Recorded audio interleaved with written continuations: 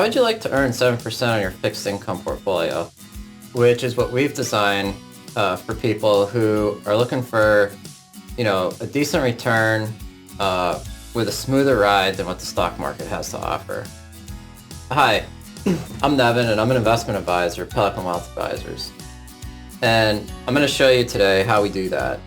But before I jump into that, I just want to talk to you real briefly about what we call your financial house.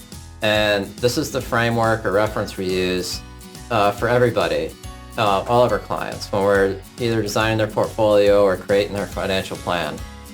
And you'll see here, there's three colors of money: your green, yellow, and red. Your green money, you can't lose. Your yellow money, it's a little more risky. The red at the top, the roof, the last thing that you would add to your portfolio, put on your house, the roof, that's your stocks, where you could lose everything potentially. That's why it's red. So what we're going to be focusing on here today, though, is the yellow money, the frame of the home, the walls here. And so we're going to be talking primarily about bonds, because that's what we use. But you could argue that there's some stocks that could maybe go in there that are interest bearing because they have high dividends.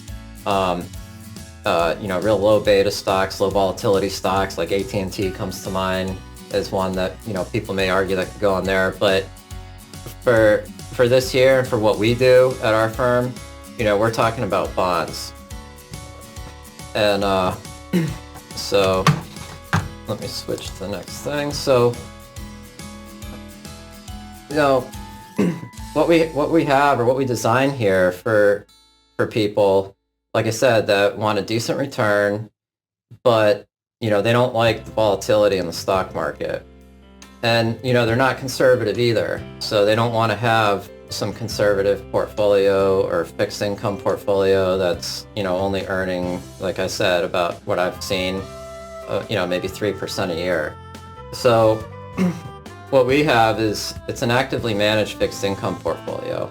And what we do is we use mutual funds for this instead of individual bonds.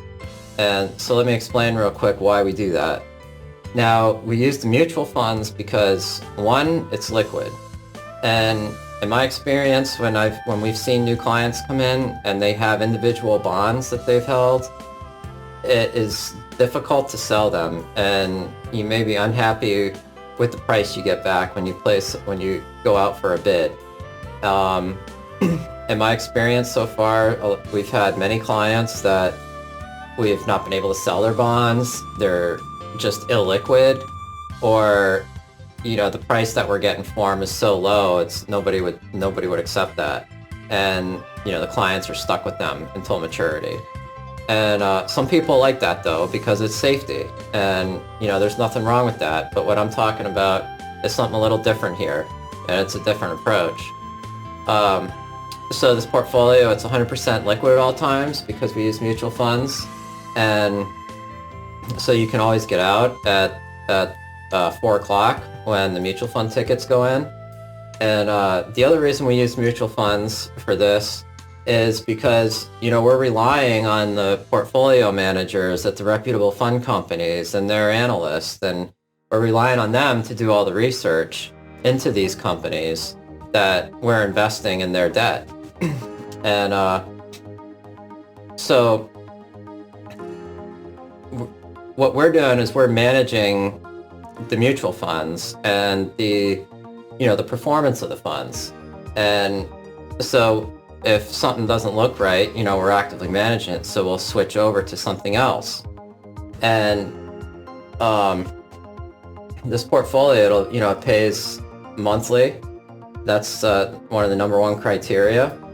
And the average yield on it is 7.3% right now. And we try to shoot for 7% or higher. And so the next thing I wanted to show you is just how this type of portfolio compares to an all-stock portfolio. Because, like I said in the beginning, this is for people who don't like the volatility of stock market, but still want a decent return, somewhat comparable to what you could earn in the stock market. And so what we're looking at here is the high income portfolio.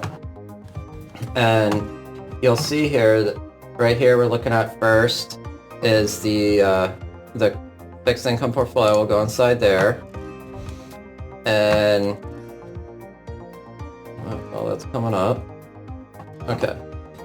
So we have 6 holdings in there, and you can see here it has what we call a risk of 34. That's the risk number for this whole portfolio.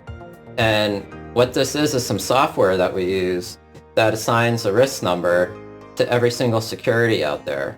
And the way it works is it goes from a range of 1 at the bottom, and that's safe, that's like cash, it's like number 1. And all the way at the other end of the spectrum is 99, and that's about as risky as you can get, where you could potentially lose everything.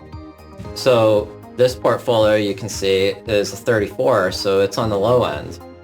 And just so I'll show you here, you see like this one is 39, this one's 40. So that's how that works, and that's how we get 34. They're all equally weighted. And so what this is telling us is that there's a 95% probability over the next 6 months that in this portfolio you could lose 5.2% or you could make 14.5%. So that's, almost a 10-point spread there, and you could fall anywhere in that range. And you can see right here that the average dividend is 7.84 right now. So that's this high income portfolio that we currently have. So now let me jump over and compare that to an all stock portfolio.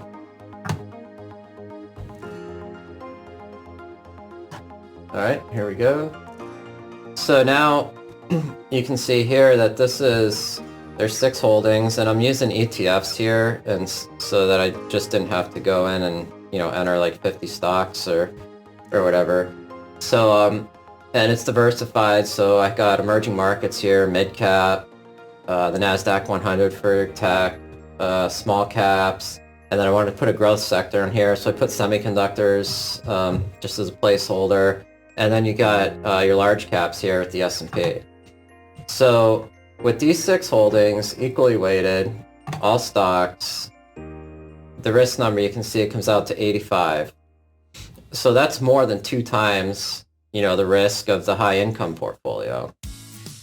Now, this is telling us that there's a 95% probability over the next 6 months that you fall somewhere in this range of losing 20.1%, or you could make 27.2%. And that's only about a 7-point spread there. And the annual dividend on this is 1.3%. So now comparing these, if we go back to the overview, this one has significantly less risk. It had the potential to only lose about 5%, but it could gain 14. And over here, it's more than twice the risk, and you could potentially lose 20%, or you could potentially make 27%. So that's why I'm trying to show you here that this fixed high income portfolio, it can have comparable returns to the stock market, and that's through the monthly dividends, and then for capital appreciation, the NAV on the price of the mutual funds going up over time. But ideally, in an ideal, it would be great if they just stay flat and don't move, and you just collect your monthly income.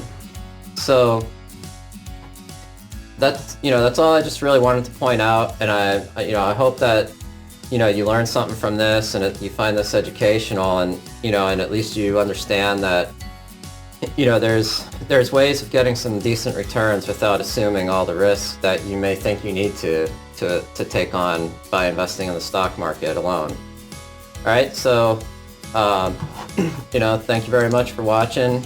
Again, my name is Nevin. I'm an investment advisor at Pelican Wealth Advisors, and I'm here to educate, protect, and help you manage your risks. Take care, and thanks for watching.